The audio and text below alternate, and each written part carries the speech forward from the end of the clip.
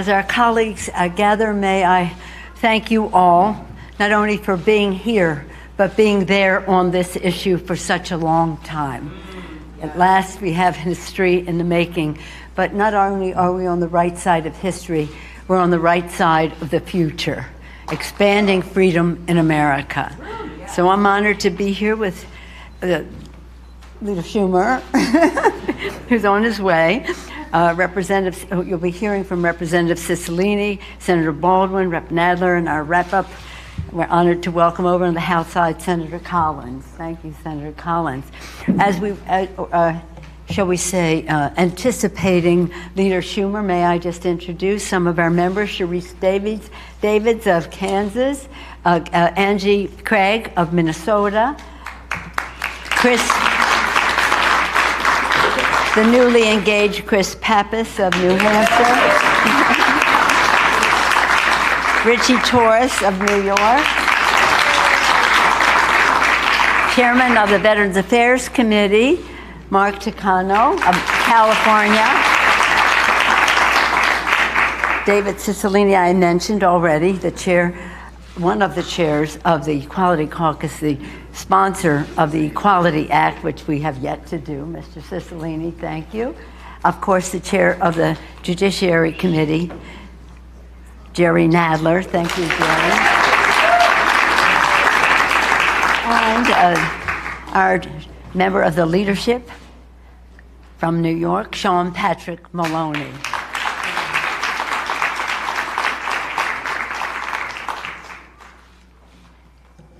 When they said he was on his way, I thought they meant from his office. Oh, he's here. I didn't know whether it was from Brooklyn or from the Senate side or what. And let us welcome back to the House side our former colleague here, this one we're so proud of, Mr. Leader Chuck Schumer.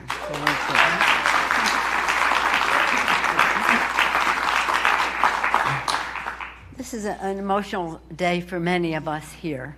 I see some of my neighbors from San Francisco here, and as I spoke on the floor, I referenced, you can come up here now. If you wish, or you can sit. About the same height.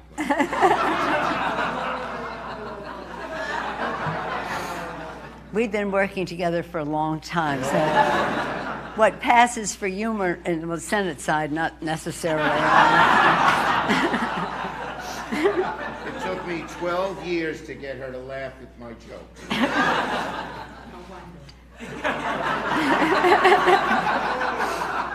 He said plural. I'm not sure about that. I'm not sure about plural. But anyway, it is a happy day. As I said on the floor, and I had the picture of Phyllis and Dell, just two wonderful San Franciscans who were the first to be married in San Francisco when Mayor Gavin Newsom, then Mayor Gavin Newsom, instituted this in our city. And I also want to mention Jim Hormel, who was the chair of my campaign when I ran for Congress, and I officiated at his wedding. The three of them are shining down on us from heaven. Today, Congress sends the Respect for Marriage Act to the President's desk, a glorious triumph of love and freedom. Let us salute those who've legislated and advocated relentlessly to make this bill the law of the land. Mr. Chairman, Jerry Nadler, Equality Chair David Cicilline, and all of his tireless co-chairs of that caucus on the House side, Leader Chuck Schumer, and they were all applauded earlier. So Senator Tammy Baldwin, formerly of the House.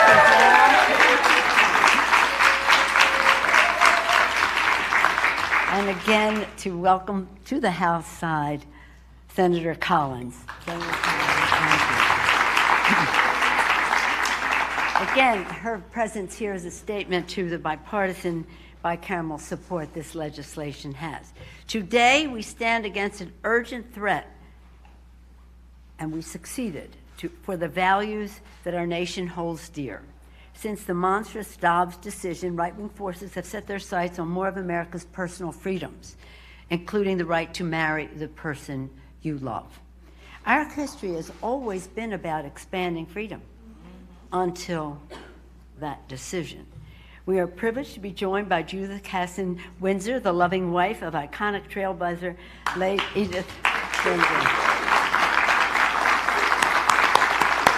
Wave the book, wave the book, there's the book. Thank you for honoring us with your presence and for serving us with your courage, and we miss Edith. Twice now. Yeah. Yes, and here we are. Now this time should make it work. Edith Windsor once said of marriage, for anybody who doesn't understand why we want it, we need it. It is magic, she said. It is magic. This legislation honors that magic, protecting it from bigoted extremism, defending the inviolability of the same-sex and interracial marriages. The Respect for Marriage Act takes key steps to uphold marriage equality under federal law. This is what we're celebrating. Tearing down the Defense of Marriage Law, taking off the books for good. Enshrining married couples' right to equal protection. Requiring that every state recognize all valid marriages out of state as long as it is recognized in the state of their marriage.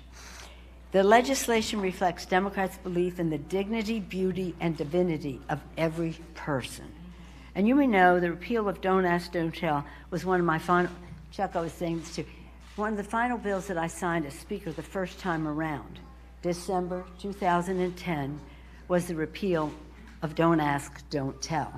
So you can just imagine how exciting it is at this point, at the end of this term as Speaker, to be signing the Respect for Marriage Act.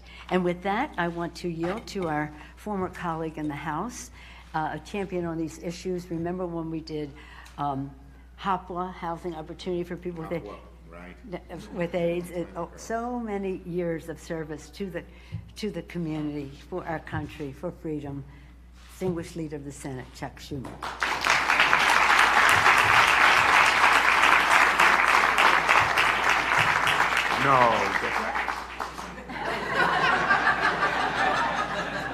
No matter where she stands, her stature is always enormous.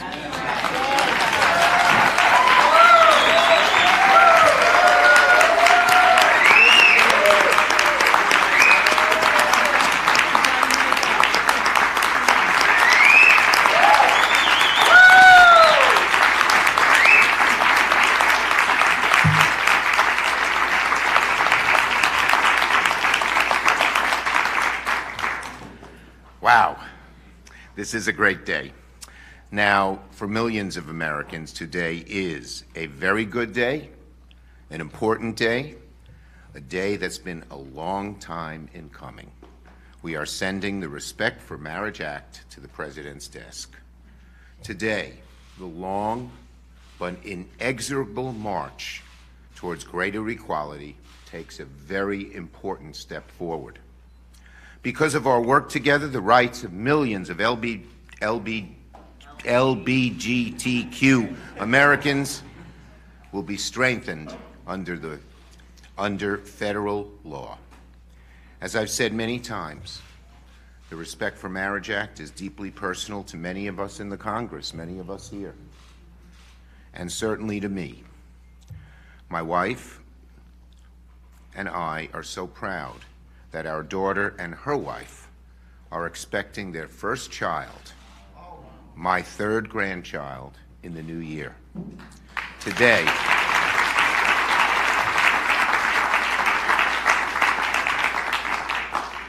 thanks to the tireless advocacy of many in this room, and the dogged work by many of my colleagues, my grandchild will live in a world that will respect and honor their mother's marriage. So yes, this is about millions of LGBTQ Americans in the country, but countless other lives of children and families will also be impacted as well. This legislation is a chance to send a message to Americans everywhere. No matter who you are, who you love, you too deserve dignity and equal treatment under the law. Under the law. That's about as an American ideal as it gets. I want to thank everyone from both chambers who shepherded this bill to the finish line. And of course, I thank Speaker Pelosi and Representative Cicilline and my good friend Jerry Nadler. On the Senate side, I want to thank once again Senators Sinema and Baldwin, as well as Collins and Tillis and Portman. Their work has been magnificent, and I'm so thankful they stayed the course, even when success seemed elusive. Pushing respect for marriage over the finish line required patience and persistence. Today, it's paying off. Most of all, thank you to the American people, the vast majority of whom have understood that the inexorable march towards equality is at the core of the American being. You made this bill possible, America. You made change happen, America. Because of you, the American people, we are taking one step closer to fulfilling our mission of a more perfect union. Thank you.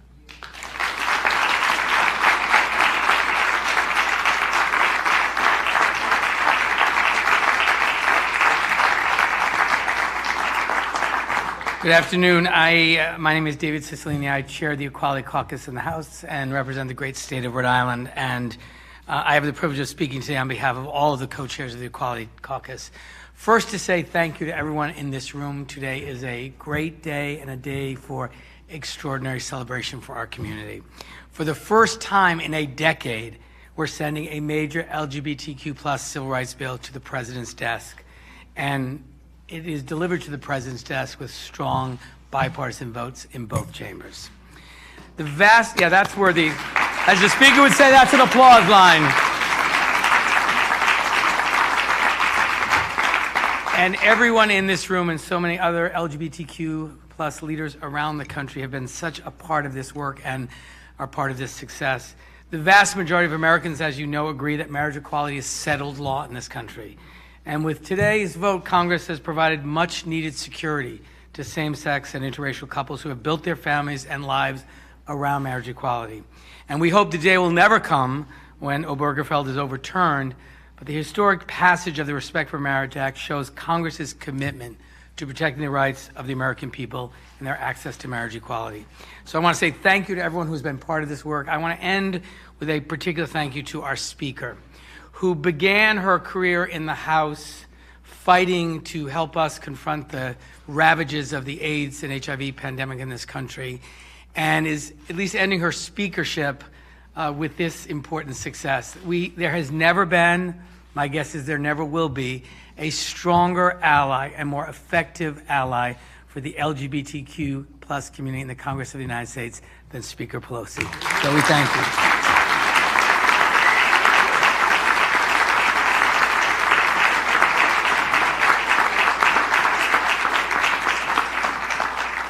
Well, I am delighted to be here on this incredible occasion, and I also want to recognize a couple of folks who have joined the stage. Mark Pocan, who's my congressman, so I want to take, as well as majority. Oh my gosh, Barney Frank! Oh my gosh!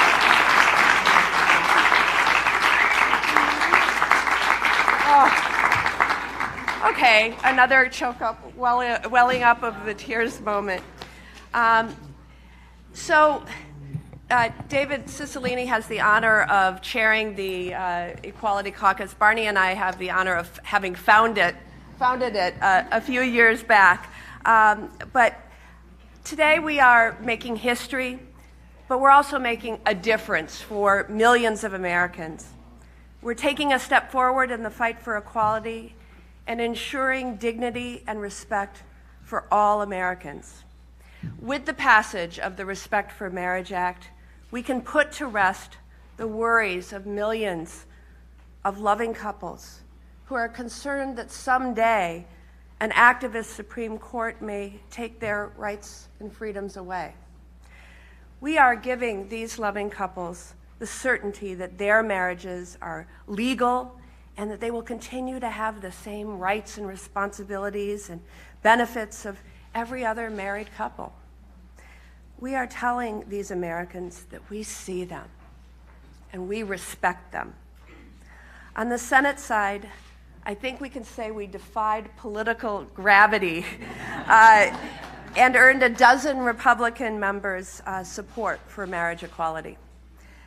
Many people are asking what the passage of this historic bill means to me as a member of the LGBTQ+ community. What I said to people who asked me a similar question in 2012 when I was first elected to the Senate still rings true today. I didn't run for the Senate to make history. I ran to make a difference. But the difference today is that we get to do both. We're making history and making a difference for millions of Americans. And next, let's hear from Judiciary Committee Chair Nadler.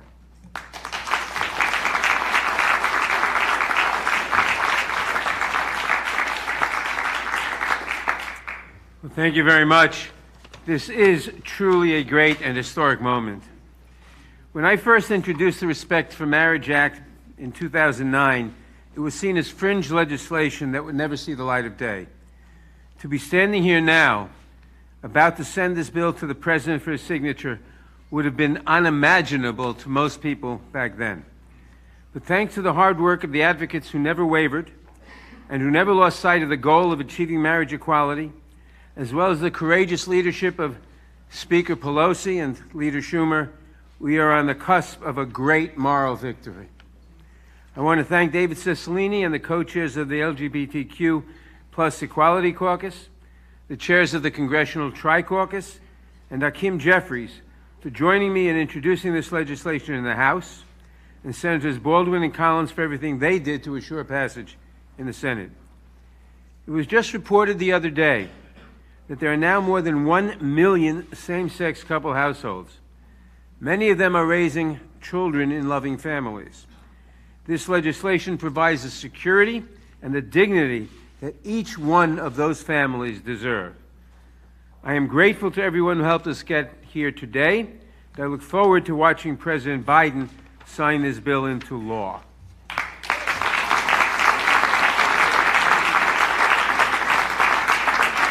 Next is Senator Collins. Thank you. Last but not least, let me begin my comments today by thanking all of the leaders who have gathered here, but in particular my partner, Tammy Baldwin, in the Senate.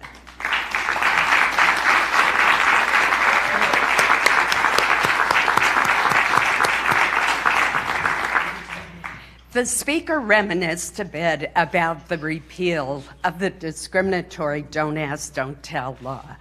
And I am proud to have been the Republican sponsor of repeal of Don't Ask, Don't Tell. And I'm also proud to have been the Republican sponsor with Tammy of the Respect for Marriage Act.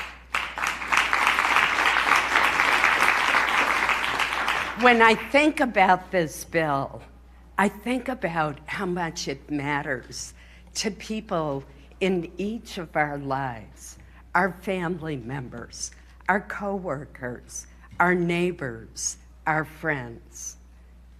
It affects more than 1 million households in this country, but each and every one of us knows someone, has a relative, or are that benefiting from this bill. And that's why it's so important. It's a bill that truly will make a difference to the lives of so many American families. And that's why it matters so much. There are some people who haven't been thanked today. I want to thank the 39 House Republicans and the 12 Senate Republicans, because without their votes, we would not be standing here today.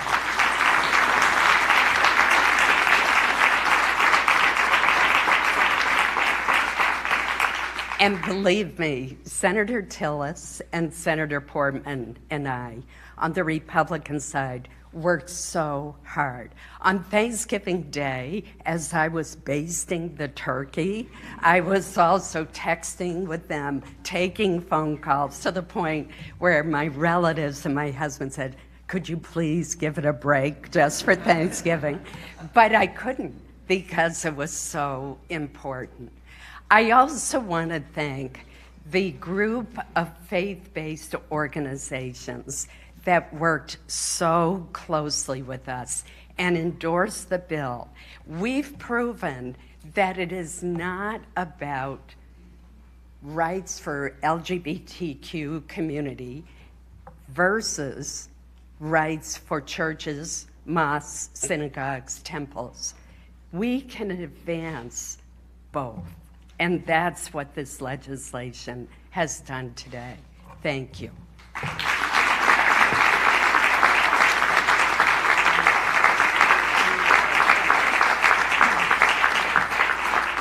Thank you very much, Senator Collins. Not only were those Republican votes necessary to pass the bill, it makes it even more special that we're doing so in a very strong bipartisan way. Thank you for your leadership, your ongoing leadership from Don't Ask, Don't Tell. Now, in case you are wondering, the bill isn't here. It's coming in a minute. And in the meantime, I just want to acknowledge some of our colleagues who have, see what happens after you pass the bill. There's all this parchment paper. There's a whole process here that usually goes like this, and hopefully it'll be just a moment. But in the meantime, let me acknowledge the distinguished Majority Leader of the House, Steny Hoyer of Maryland.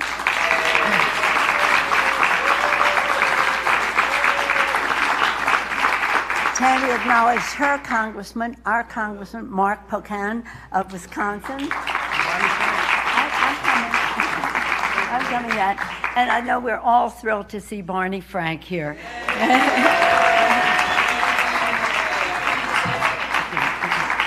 Barney,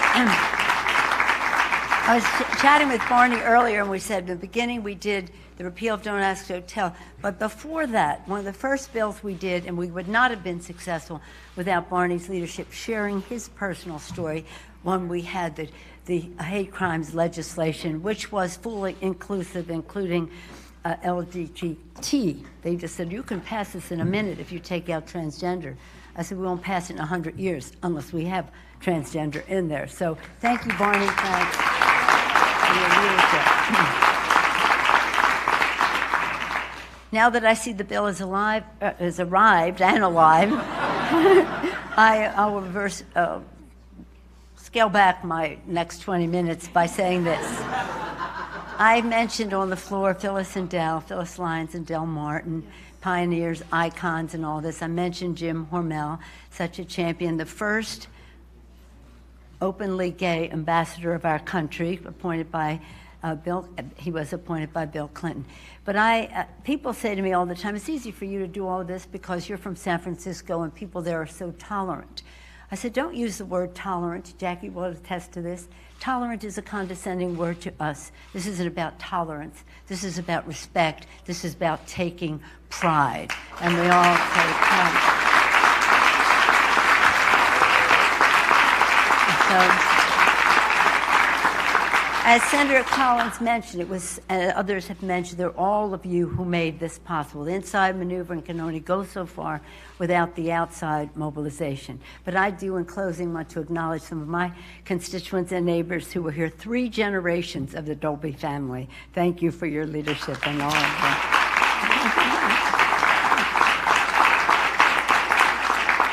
And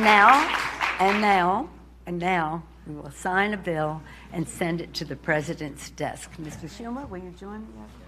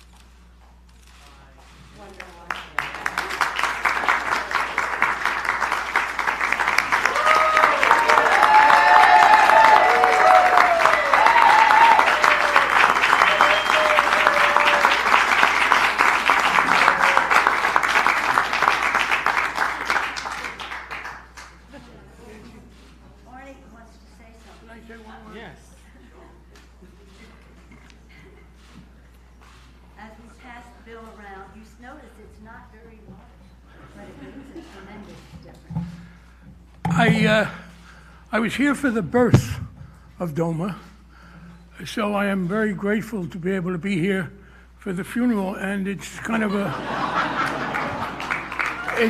a New Orleans moment. We are tooting our horns for the funeral, a much happier occasion than the birth. But I just want to say something very important, not just about this bill, but about the job of legislating.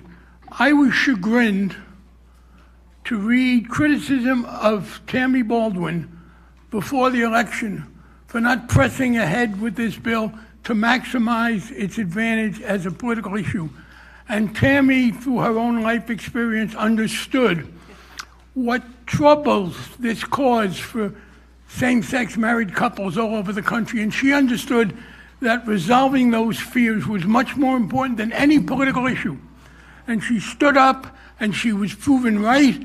And I hope people will now take this as an example of responsible legislating, not being panicked by people who have more emotion than intelligence on an issue. And I just want to pay tribute to one of the great legislative achievements I've ever seen, Tammy shepherding this bill through.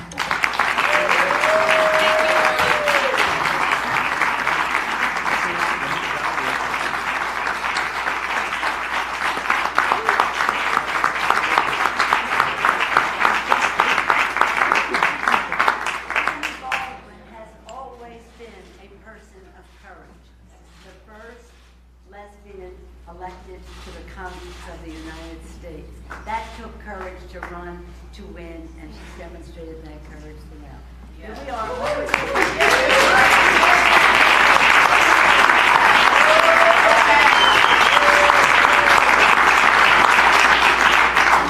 Salute President Biden. Yeah.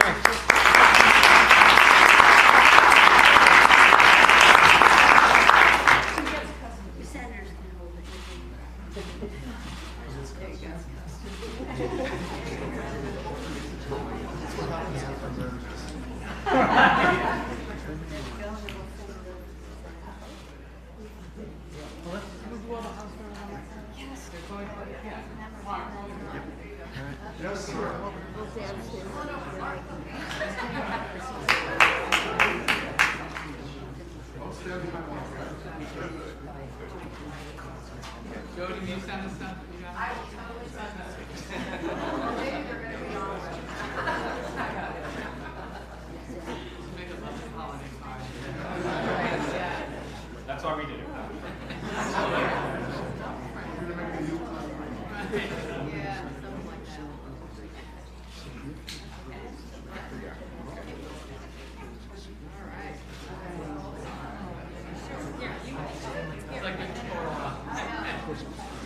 How you doing, Barney? Good. All right? Yeah, disc problems on both sides, so I'm not mobile, but otherwise. Rain is now pretty tired. You have energy. Really fit. Yes. I'm glad what you said about that. Oh, yeah. We got such pressure. I know that, including Oh, from everybody. that's why I want to tell our friends, what do you call them? Yada yada. They're the ones. Shame on them. That's right. Well, they had no faith. Thank you. I love that.